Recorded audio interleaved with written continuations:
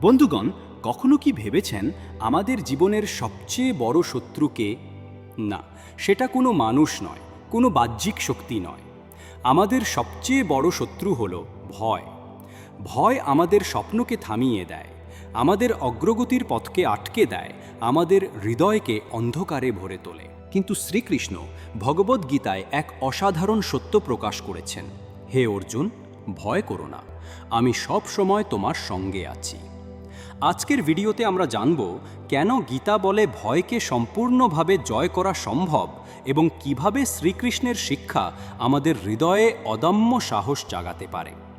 Video শুরু করার আগে আসুন আমরা সবাই একসাথে প্রার্থনা করি, যেন ভগবানের কৃপায় আমাদের হৃদয় থেকে সব ভয় দূর হয় এবং আমাদের জীবনে চিরন্তন শান্তি এবং সাহসের আলো নেমে আসে।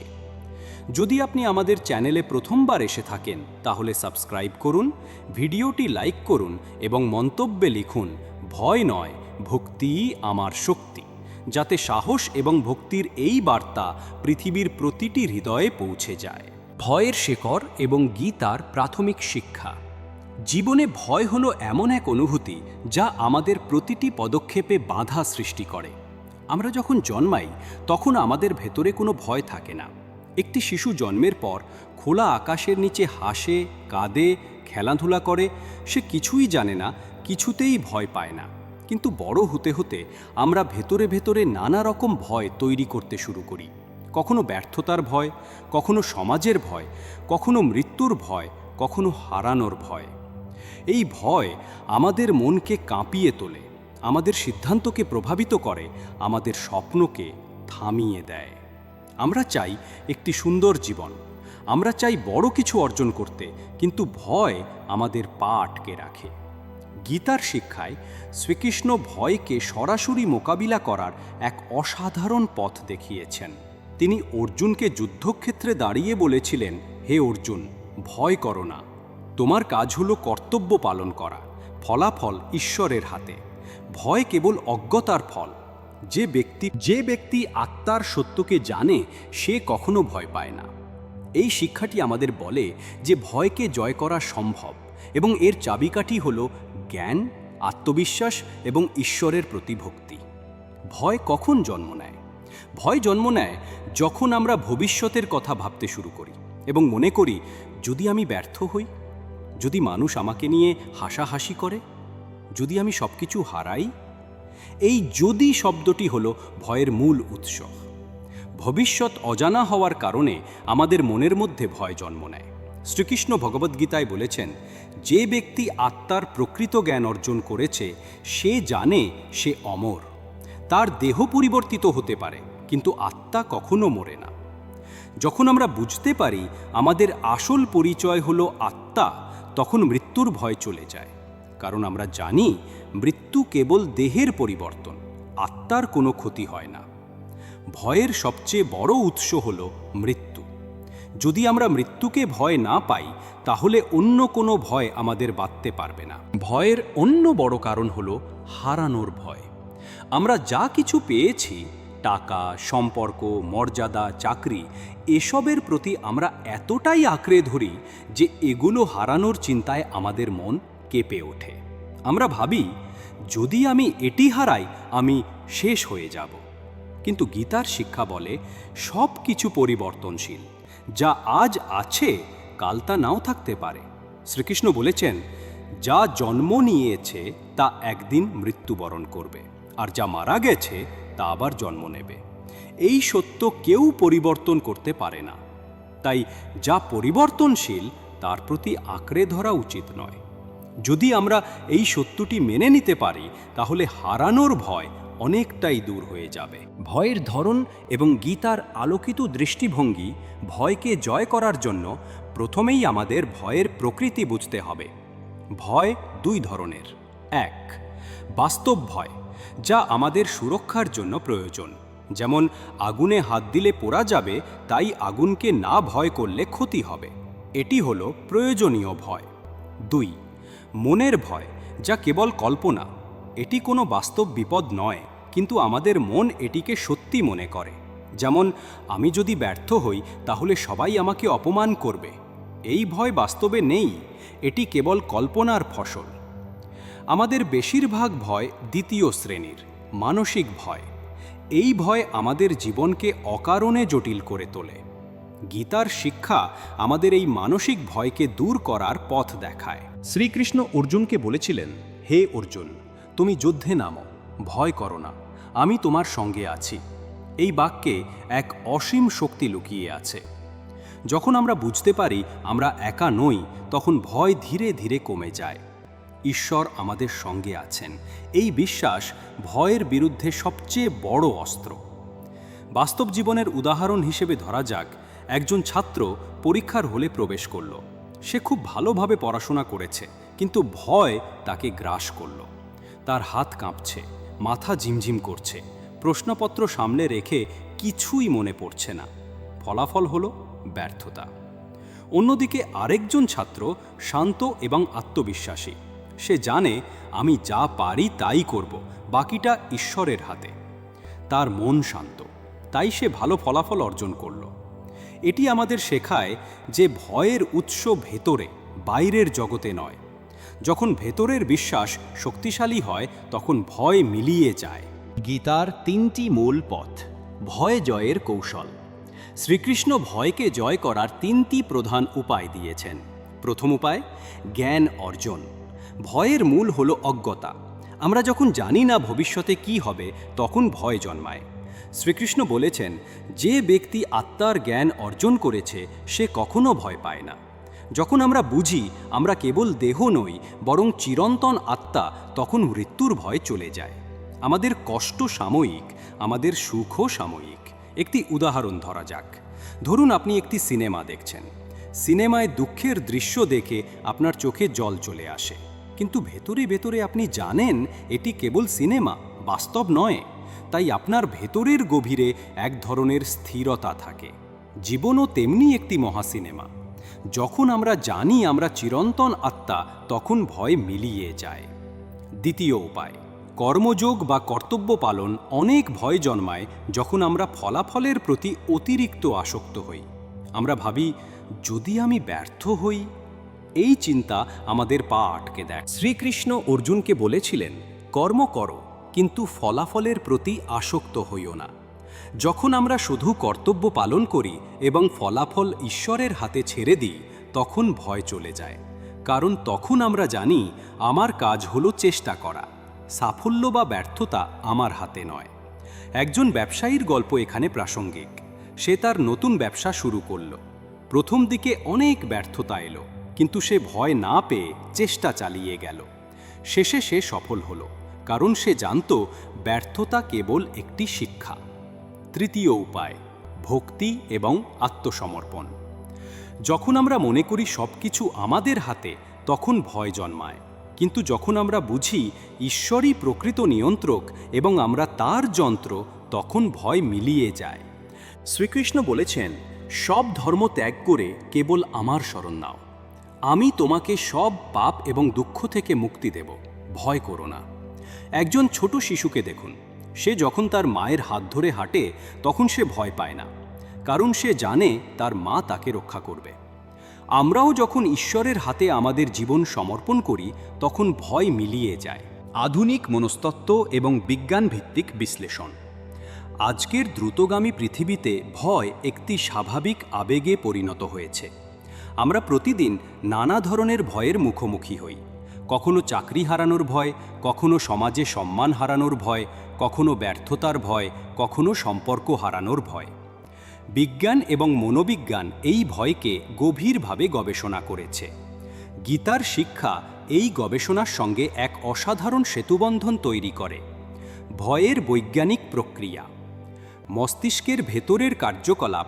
ভয় একটি রাসায়নিক প্রতিক্রিয়ার ফল। যখন আমরা ভয় পাই, আমাদের মস্তিষ্কের অ্যামিগডালা সক্রিয় হয়ে ওঠে। অ্যামিগডালা আমাদের মস্তিষ্কের সেই অংশ যা বিপদের সংকেত দেয়। যখন কোনো অজানা বা বিপজ্জনক পরিস্থিতির সম্মুখীন হই, অ্যামিগডালা কোর্টিসল এবং অ্যাড্রেনালিন নামের স্ট্রেস হরমোন নিঃসরণ করে। এতে শরীরে কয়েকটি পরিবর্তন ঘটে। 1. হৃদস্পন্দন দ্রুত হয়। 2. রক্তচাপ বৃদ্ধি পায়। 3. শরীর যুদ্ধ বা পালানোর ফাইট অর ফ্লাইট জন্য প্রস্তুত হয়। এই প্রতিক্রিয়া স্বল্পমেয়াদে আমাদের বাঁচতে সাহায্য করে। উদাহরণস্বরূপ, হঠাৎ যদি আপনার সামনে একটি সাপ আসে, আপনার ভয় আপনাকে দ্রুত পালাতে সাহায্য করবে। এটি প্রয়োজনীয় এবং প্রাকৃতিক ভয়। কিন্তু সমস্যা হয় যখন এই প্রতিক্রিয়া দীর্ঘস্থায়ী হয়, যেমন প্রতিদিন চাকরি হারানোর ভয়, সমাজের ভয়, ভবিষ্যতের অজানা ভয়। এগুলো আমাদের শরীরকে ক্রমাগত স্ট্রেসের মধ্যে রাখে। এর ফলে অনিদ্রা, হজম সমস্যা, মাথা ব্যথা, হৃদরোগ, মানসিক অস্থিরতা এসব তৈরি হয়। এটি এমন যেন আপনি প্রতিদিন একটি অদৃশ্য সাপের মুখোমুখি হচ্ছেন। গীতার সঙ্গে বিজ্ঞানের মিল। শ্রীকৃষ্ণ গীতায় বলেছেন, যে ব্যক্তি নিজের মনকে জয় করতে পারে সেই প্রকৃত সুখী। এটি আধুনিক বিজ্ঞানও প্রমাণ করেছে। ধ্যান এবং আত্মনিয়ন্ত্রণ মস্তিষ্কের কার্যকলাপে ইতিবাচক পরিবর্তন আনে। হার্ভার্ড মেডিকেল স্কুলের এক গবেষণায় দেখা গেছে, প্রতিদিন মাত্র 10 মিনিট ধ্যান করলে কর্টিসল হরমোন কমে যায়, মন শান্ত হয়, মনোযোগ বৃদ্ধি পায়, ভয় এবং উদ্বেগ কমে যায়। স্ট্যানফোর্ড ইউনিভার্সিটি প্রমাণ করেছে যে কৃতজ্ঞতা এবং প্রার্থনা মস্তিষ্কের নিউরাল পাথওয়েকে পরিবর্তন করতে পারে। অর্থাৎ ভয়ের সঙ্গে সম্পর্কিত মস্তিষ্কের রাস্তা দুর্বল হয় এবং সাহস ও ইতিবাচকতার রাস্তা শক্তিশালী হয়। বাস্তব উদাহরণ, অফিস কর্মীর ভয় জয় রাহুল। একজন কর্পোরেট অফিসে কাজ করতেন। প্রতিদিন তার মনে হতো, যদি আমি আজ কোনো ভুল করি, আমার বস আমাকে চাকরি থেকে বের করে দেবেন। এই ভয় তাকে অস্থির করে তুলেছিল। তার ঘুম উধাও হয়ে গিয়েছিল, মনোযোগ নষ্ট হচ্ছিল, কাজের আনন্দ হারিয়ে যাচ্ছিল। একদিন সে ভগবদ্গীতার ধ্যান অনুশীলন শুরু করল। প্রতিদিন সকালে 15 মিনিট শান্ত হয়ে বসে শ্বাস প্রশ্বাসের প্রতি মনোযোগ দিতে লাগল। ধীরে ধীরে তার ভয় কমে গেল। সে বুঝল তার কাজ হলো সাধ্যমতো চেষ্টা করা, ফলাফল ঈশ্বরের হাতে। তার শরীরে কর্টিসল কমে গেল, মন শান্ত হলো এবং সে কর্মক্ষেত্রে আরও ভালো করতে পারল। বিজ্ঞান এবং গীতার মেলবন্ধন। আজ বিজ্ঞান বলছে, ভয়কে জয় করতে চাইলে আমাদের মস্তিষ্ককে প্রশিক্ষণ দিতে হবে। ধ্যান, কৃতজ্ঞতা এবং প্রার্থনা হলো সেই প্রশিক্ষণের উপায়। গীতা 1000 বছর আগে আমাদের সেই পথ দেখিয়েছিল। গীতার শিক্ষা কেবল ধর্মীয় নয়, এটি বৈজ্ঞানিক। যখন আমরা এই শিক্ষা গ্রহণ করি, আমাদের মস্তিষ্ক নতুন নিউরাল পাথওয়ে তৈরি করে। এটি আমাদের ভয়কে দূর করে এবং ভেতরে সাহস জাগায়। ভয় জয়ের 10 ধাপ এবং গভীর উপসংহার। ভয়কে জয় করার জন্য আমরা 10টি ধাপের কথা বলেছি। এখন প্রতিটি ধাপকে বিস্তারিতভাবে ব্যাখ্যা করা হবে, যাতে বাস্তব জীবনে এগুলো সহজে প্রয়োগ করা যায়। ধাপ 1, প্রতিদিন ধ্যান অনুশীলন করুন। ধ্যান হলো ভয় দূর করার সবচেয়ে শক্তিশালী উপায়। যখন আমরা ধ্যান করি, মস্তিষ্ক শান্ত হয় এবং কর্টিসল হরমোন কমে যায়। উদাহরণ, প্রতিদিন সকালে 10 মিনিট শান্ত স্থানে বসুন, চোখ বন্ধ করে গভীর শ্বাস নিন এবং ছাড়ুন। শ্বাসের গতি লক্ষ্য করুন এবং মনে মনে বলুন, আমি দেহ নই, আমি আত্মা। এই বাক্যটি ভেতরে স্থিরতা এনে দেয়। ধাপ 2, প্রার্থনা এবং আত্মসমর্পণ। আমরা সব কিছু নিয়ন্ত্রণ করতে পারি না। যখন আমরা বুঝি ঈশ্বর প্রকৃত নিয়ন্ত্রক, তখন ভয় চলে যায়। প্র্যাকটিস। প্রতিদিন ঈশ্বরের কাছে আপনার ভয় প্রকাশ করুন। মনে মনে বলুন, হে ঈশ্বর, আমি চেষ্টা করব, বাকিটা তোমার হাতে। এটি ভেতরের ভার হালকা করে। ধাপ 3, ভয়ের তালিকা তৈরি করুন। আপনার ভয়গুলো অদৃশ্য শত্রুর মতো।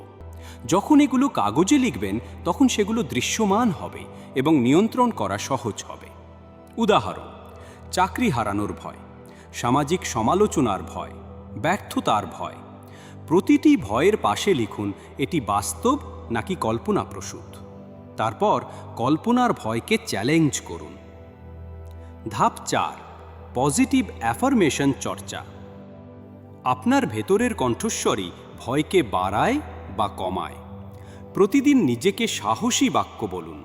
উদাহরণ, আমি সাহসী এবং শক্তিশালী, ঈশ্বর আমার সঙ্গে আছেন, আমি ভয়কে জয় করতে পারব। এটি ভেতরের বিশ্বাসকে দৃঢ় করে। ধাপ 5, ভালো বই এবং গীতার পাঠ। গীতার শ্লোক প্রতিদিন পড়লে মন সাহসী হয়। এটি আপনাকে মনে করিয়ে দেয় যে আপনি একা নন। প্রতিদিন অন্তত 5 মিনিট গীতার একটি শ্লোক পড়ুন এবং তার অর্থ নিয়ে ভাবুন। ধাপ 6, ছোট ছোট ধাপে ভয়ের মুখোমুখি হন। বড় ভয় একদিনে জয় করা সম্ভব নয়। এটিকে ছোট ছোট ধাপে ভাগ করুন। উদাহরণ, যদি জনসমক্ষে কথা বলার ভয় থাকে, প্রথমে 2 বন্ধুর সামনে বলুন, তারপর 5 জনের সামনে, শেষে বড় মঞ্চে যান। ধাপ 7, ভয়কে চ্যালেঞ্জ করুন। নিজেকে প্রশ্ন করুন, এই ভয় কি সত্যিই বাস্তব? যদি এটি সত্যি হয়, আমি কি তা সামলাতে পারবো? প্রায়ই আমরা দেখি ভয়ের 90% কল্পনার সৃষ্টি। ধাপ 8, সামাজিক সমর্থন ব্যবহার করুন। আপনার ভয় বন্ধু বা পরিবারের সঙ্গে ভাগ করুন। তারা আপনাকে সমর্থন করবে এবং আপনার আত্মবিশ্বাস বাড়াবে। ধাপ 9, শরীর সুস্থ রাখুন। সুস্থ দেহে সুস্থ মন বাস করে। নিয়মিত ব্যায়াম, সুষম খাবার এবং পর্যাপ্ত ঘুম ভয় কমায়। ধাপ 10, প্রতিদিন রাতে অগ্রগতি লিখে রাখুন। প্রতিদিন রাতে 5 মিনিট সময় নিয়ে লিখুন, আজ কোন ভয় আপনি মোকাবিলা করেছেন এবং কিভাবে তা জয় করেছেন। এটি আপনাকে দৃশ্যমান অগ্রগতি দেখাবে। জীবনে ভয় সম্পূর্ণ এড়ানো যায় না, কিন্তু আমরা শিখতে পারি কিভাবে ভয়ের মাঝেও শান্ত থাকতে হয় এবং ভয়কে শক্তিতে রূপান্তর করতে হয়। শ্রীকৃষ্ণ অর্জুনকে বলেছিলেন, হে অর্জুন, ভয় করো না, আমি সবসময় তোমার সঙ্গে আছি। এই বাক্যটি হৃদয়ে ধারণ করুন। যখনই ভয় আসবে, মনে করুন ঈশ্বর আপনার পাশে আছেন, আপনি একা নন। যখন আপনি এই সত্য গ্রহণ করবেন, আপনার ভেতরে সাহস জন্ম নেবে। আপনার স্বপ্ন পূরণের পথে আর কোনো বাধা থাকবে না। আপনার জীবন আলোকিত হবে এবং আপনি অন্যদের জন্য অনুপ্রেরণা হয়ে উঠবেন।